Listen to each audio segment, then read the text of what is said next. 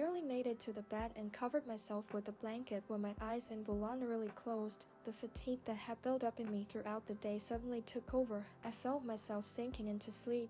My body became light and weightless, as if I was falling through the bed into darkness, into silence, into oblivion. Like in a haze, I rise from the bench. Everything around seems not quite real, still a bit blurred. Round me a park, beautiful green, swings and children's laughter all around. The weather is warm. A light breeze tickles my body. The sun blinds my eyes. I squint, trying to make out at least something, and in that moment, I notice her. A girl stands a little apart, holding a stick of soft sky-blue cotton candy. Her slender figure immediately caught my eye. The dress gently sways in the wind, further emphasizing her shape. Her hair cascades in soft waves from her shoulders. I step closer to admire her beauty. Something about her enchants, holds my gaze. She seems unreal. She nibbles a piece of the cotton candy and puts it into her mouth. I dare to approach her, and at that moment, her friends run up. They chatter and laugh. I can't make out a single word because I'm fixated on her. One of the friends grabs her by the hand and they run to one of the swings, and now they're sitting, holding onto the metal chains, swinging their legs and laughing loudly. The swing begins to slowly speed up. I stand and can't get enough of her beauty. The wind blows strands of her hair, and in the moment when she throws her head back laughing, it feels like time stops. My gaze catches every movement, every smile. Sometimes it even seems she glances at me. The swing begins to slow down, but my heart beats faster instead. I dare to step closer. Just then she gets off the swing. Her laughter cuts through the air. They glow with happiness. I take another step, then another. Now she's right beside me. My heart pounds in my chest as if trying to burst out. Luna, just like from my story, the one I've imagined so many times on paper, now right here. I could even touch her if I wanted. I come almost face to face with her. She stops. Her eyes slowly meet mine. At that moment, everything seems to freeze for me. Everything slows down. The rustling of trees, the movement of the swings, even the voices in the background seem like slow motion. Luna looks at me with a surprised gaze and immediately starts a conversation. "Excuse me, do we know each other?" she asks in a gentle, surprised voice. "Maybe, but I'm not sure about that." Luna looks at me, her eyebrows rising as if she's counting me as crazy. She glances away from me for a second toward her friends who stand in line for tickets to the next ride, probably hoping they'll call her with Luna. "Come quickly, no time for talking." And that would be a perfect reason to leave quickly without explaining anything. That would be quite logical, because how could one respond to the absurdity I just said? Maybe we know each other, but I'm not sure. How is that even possible? Do I have amnesia? Damn it, bravo Dan, bravo. How can you embarrass yourself in the very first minute of a conversation? Why couldn't you just say something normal, like "I'd be glad to meet you"? I'm a writer, good text flow in my blood, but I should have thought about this earlier, and now there's no way back. I have to fix this situation, and immediately. While a minute storm of thoughts swirls in my head, Luna looks at me, seemingly deciding whether to run away or, out of curiosity at least, stay to listen to what nonsense I might say next. Dan thinking, "Come on Dan, say something normal," I thought right before opening my mouth. "Sorry if I seem strange to you, it's just that your face looks very familiar to me."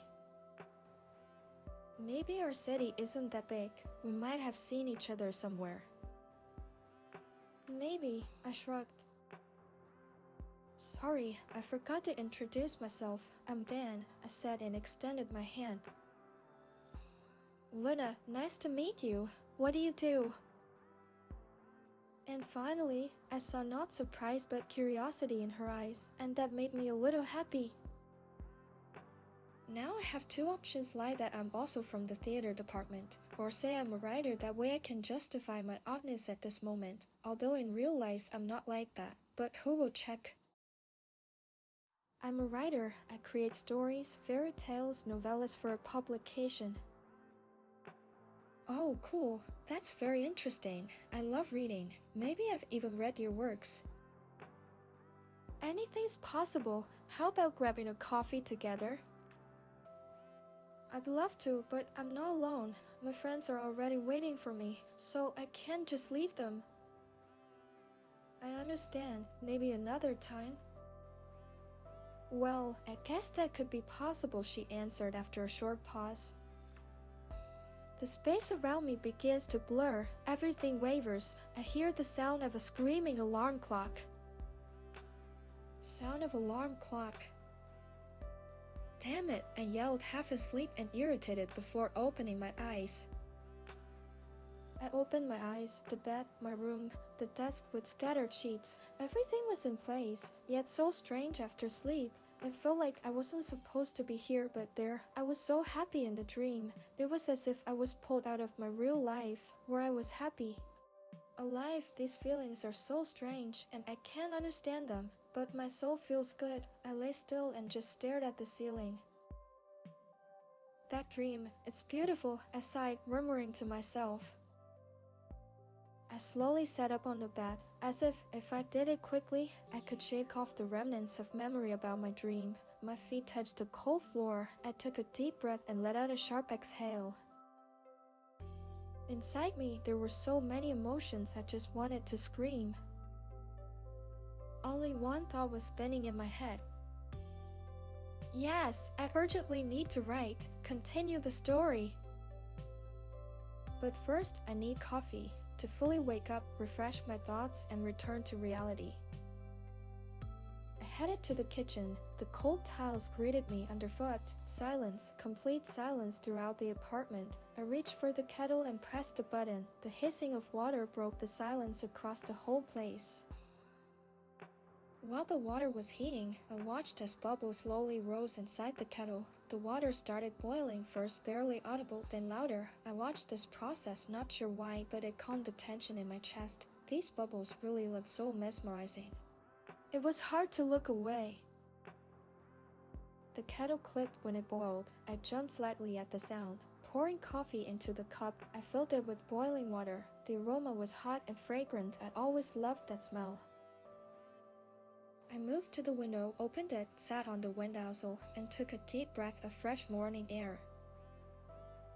This is wonderful, I murmured to myself. At that moment, I thought about how lucky people with their own houses are. You can go outside with a cup of coffee and enjoy fresh air, listen to birds singing, the rustle of leaves, walk barefoot on green grass, and what an incredible smell it has when freshly cut. And now I'm sitting on the windowsill, breathing fresh air through a small window of my equally small kitchen, and instead of birdsong and leaf rustling, I hear the sound of engines and the damn neighbor's vacuum cleaner. For some reason, I immediately remembered that even in my story about Luna, she has her own home, a beautiful home, one I've dreamed about all my life. I remembered my dream again. If only I could stay there and not have neighbors in every corner constantly making renovations, vacuuming, quarreling, no constant barking dog under my ear, no cars and their horns, and she would be there, beautiful and unreal Luna. We would drink coffee every morning on the porch. I'd make her breakfast while she was still asleep. I took another sip of coffee. The pressure in my chest was much less, but somehow sadness didn't leave me. Probably because my dreams are too far from reality, or rather, completely unreachable. Luna doesn't exist, she's only a product of my imagination, and yet I keep dreaming about her as if she were real. Alive, real. I took the last sip of coffee, jumped down from the windowsill, put the cup on the table, and within a minute was back in my room at the laptop. Suddenly, I wanted to continue writing, right now, at this very moment, not a second later.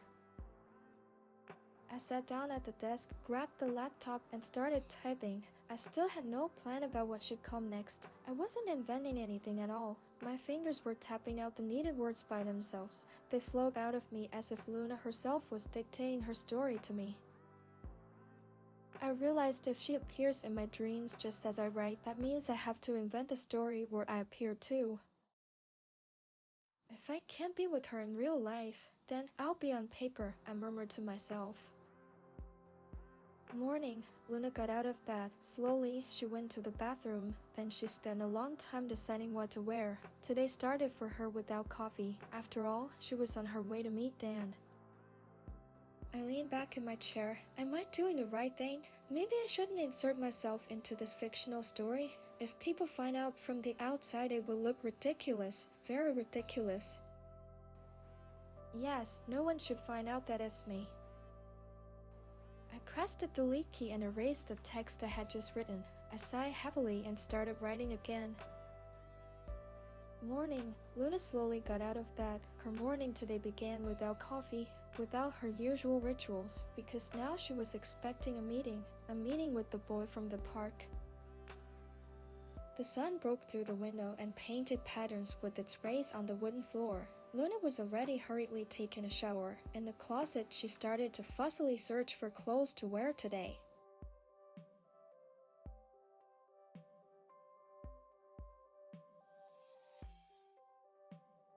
She quickly sifted through the hangers with her hands but found nothing suitable for this meeting.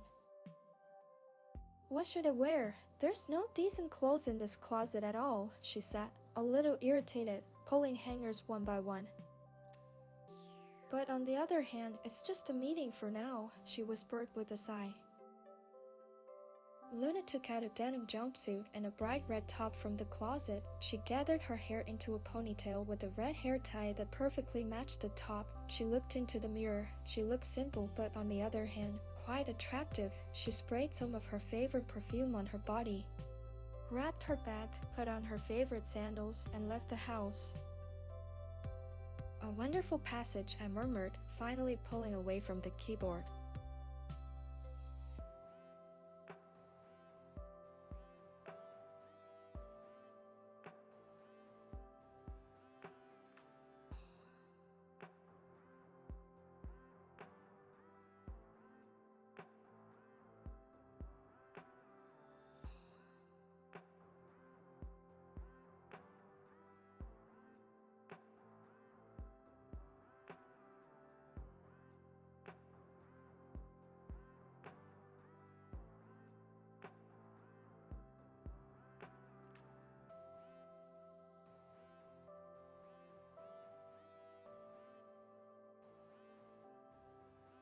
I invented her. Every smile, every movement, her voice, eyes, words, I pieced it all together bit by bit. She was born from my lines, and no matter how alive her image is, in reality she doesn't exist. She is a manifestation of my deepest secret dream, nothing more.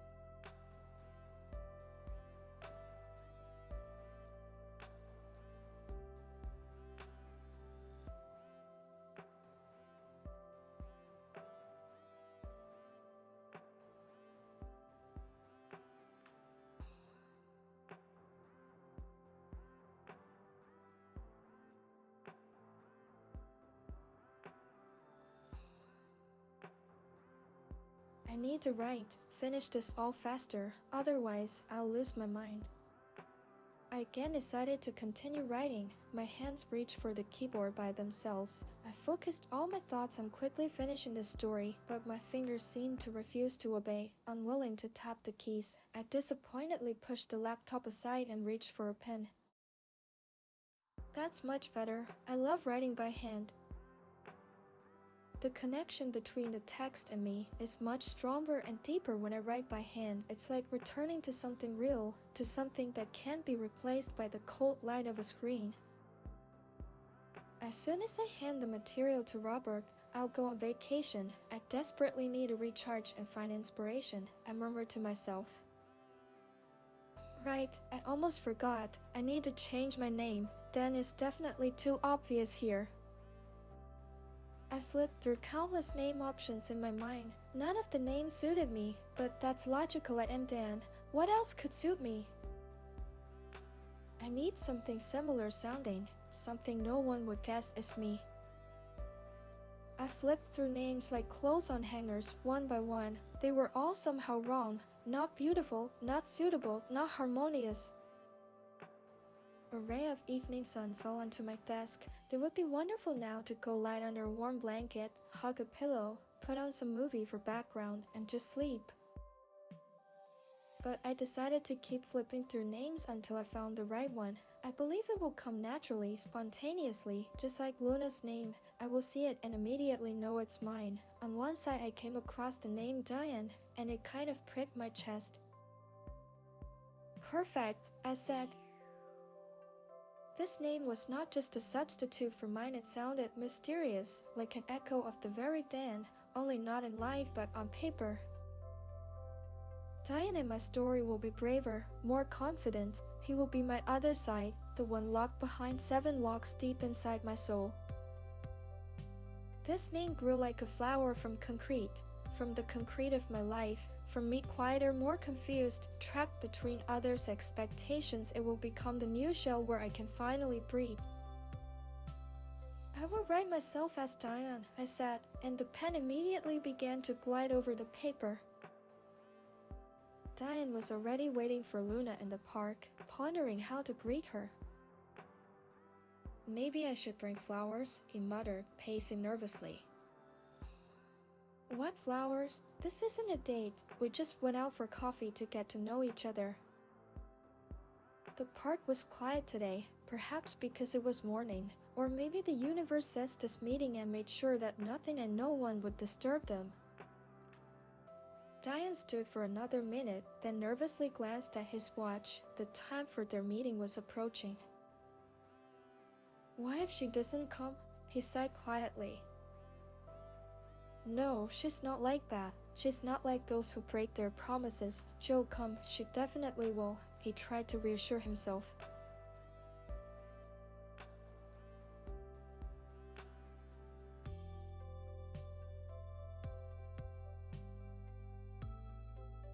Waiting was pure torment. Half an hour remained before the meeting, but it felt like an eternity to him. Standing on the alley where they agreed to meet and glancing at his watch from time to time, Diane's heart began racing, pounding out of his chest. His hands trembled batteringly. And he didn't know where to hide them so she wouldn't notice. Just a little more waiting and I'll faint. Then, as if answering his suffering, the silhouette of a girl in a denim jumpsuit and red top appeared on the alley. She's beautiful, the most beautiful girl I've ever met, he murmured under his breath. Luna slowly approached Diane. Her walk was graceful and light. It felt as if she was not walking on an ordinary asphalt park path, but on a red carpet among spotlights and cameras. Diane couldn't take his eyes off her. The world around seemed to slow down, everything quieted, as if nature itself admired her beauty. The closer she got to him, the calmer he felt inside. Just a few minutes ago, he couldn't control his emotions. His heart was wildly pounding, but now it slowed down as if she was his quiet harbor, a place where silence isn't scary and speaking isn't frightening either. As if he had known her his whole life, not just a few minutes, maybe even longer, perhaps in another world, another body, another story, but he definitely knew her. She stopped just a few steps away. Her eyes were slightly confused, but she didn't show it. She just smiled sweetly and said,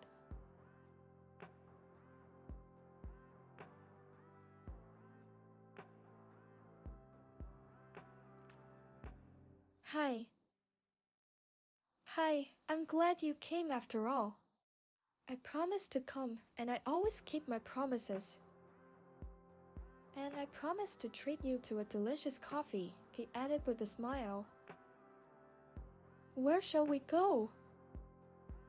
"There's a nice coffee shop nearby with outdoor tables." "I have a better idea," she smiled and added, "Let's go to the Ferris wheel and take the coffee with us." "Anything for you," he laughed. They grabbed two lads from the nearest stand and headed toward the Ferris wheel. Along the way, they shared who they were and what they did in life. The conversation was engaging, and there were no awkward silences between them.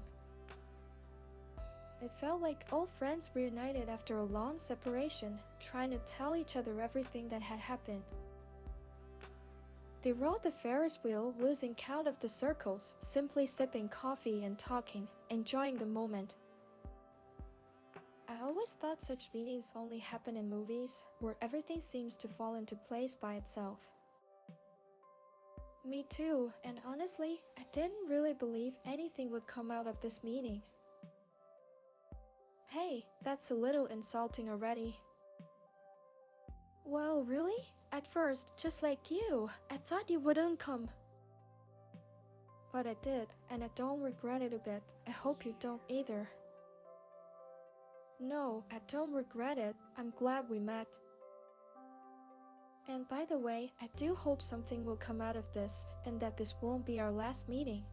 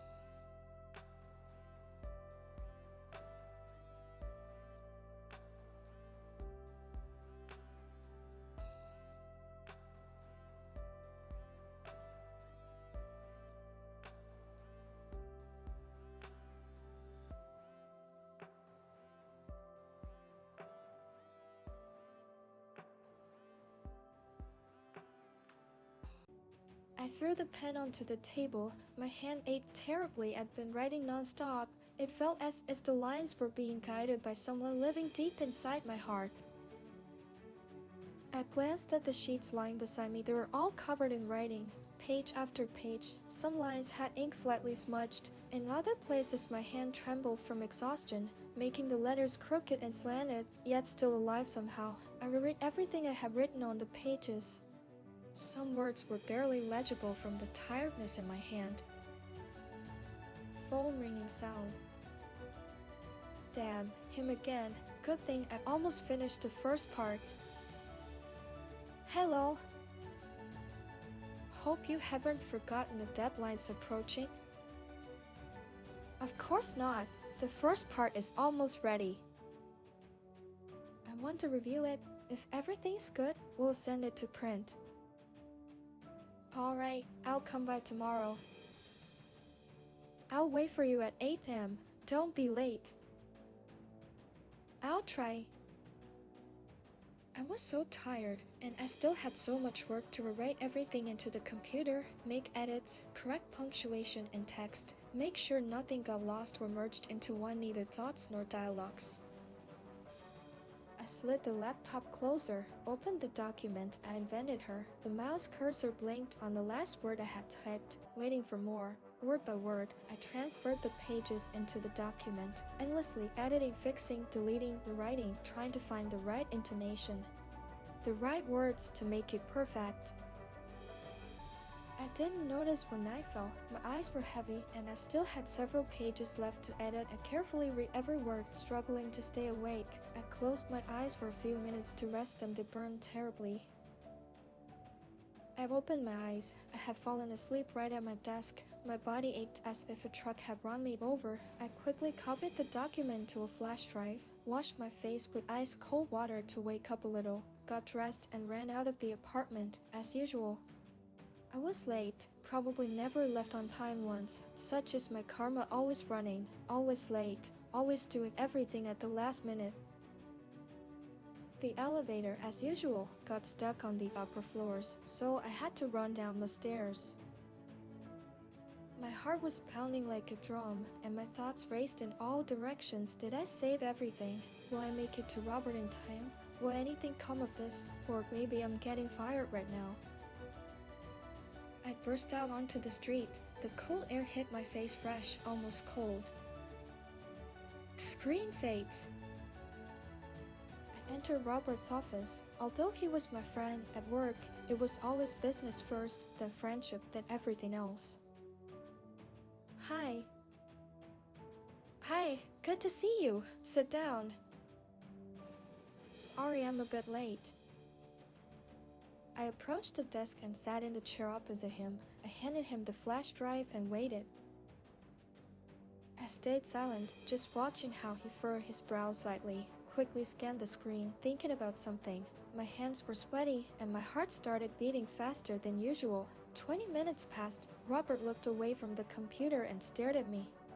He was silent for several seconds, just looking. So, why the silence? You pleasantly surprised me, he smiled and said. This is a worthy novel. I'll get it to print as soon as possible. Your job now is to write more, a continuation. A continuation? I said, surprised. Yes, a continuation. Write the second part. There's so much potential here. I'm glad you liked it. Congrats, you're not fired. Yet he laughed. Screen fades out. I stood up, nodded, and laughed. My mind was a storm of emotions. Joy, finally, someone recognized my talent, and fear because now I had to write more, not just write continue a story in which I was no longer the author but only a mediator between Luna, Diane, and this world.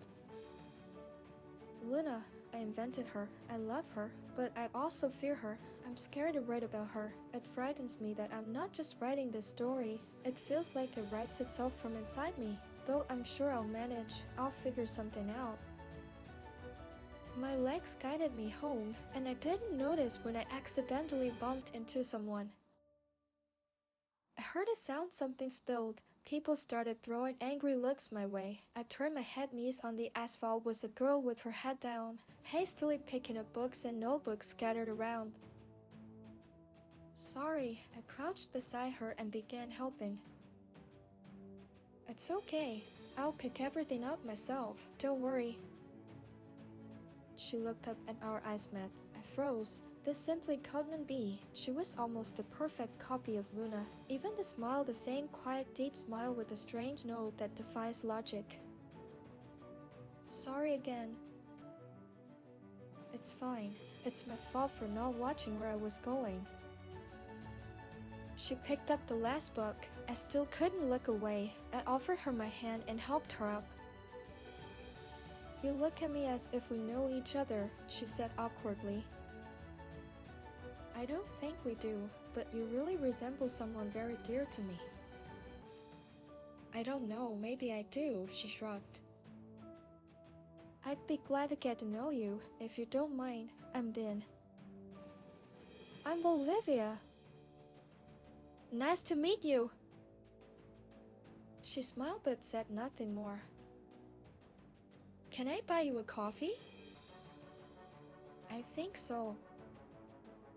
We walked together toward the nearest coffee shop. Walking next to her, I kept thinking this must be a dream, that I'll wake up at my laptop with the blinking cursor in an empty document and continue writing Luna's story. But this was not a dream, not fiction, this was my reality. For the first time in a long time, I didn't have to invent anything. I was just living and drinking coffee with a girl who was a true copy of my dream. For now, it felt like a movie, like none of this was real. She sat across from me at the table, telling me she worked as an elementary school literature teacher and loved her profession. She drank coffee slowly, constantly tucking hair behind her ear. I still couldn't believe she was here. How was it even possible that a fictional character lived in my city and now was sitting next to me drinking coffee, not hiding somewhere in the lines of my notes? I hoped this was fate, and that finally I found the one I dreamed of all my life. And from this moment on, our real story would begin, not written but lived. The end.